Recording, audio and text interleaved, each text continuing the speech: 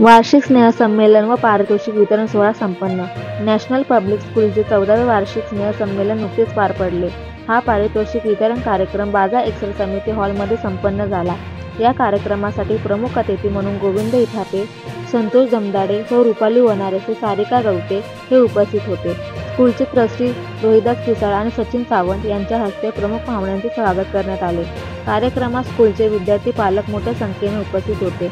पालकांनी कार्यक्रमाचा उत्स्फूर्त आनंद घेतला. प्रमुख पाहुण्यांनी विविध उपक्रमाबाबत विद्यार्थ्यांचे कौतुक केले. कार्यक्रम यशस्वीपणे पार पाडण्यासाठी शाळेचे मुख्याध्यापक कमलाकर पाठक सर, उपमुख्याध्यापिका सौ भाग्यश्री जाधव आणि सर्व स्टाफ यांनी परिश्रम घेतले.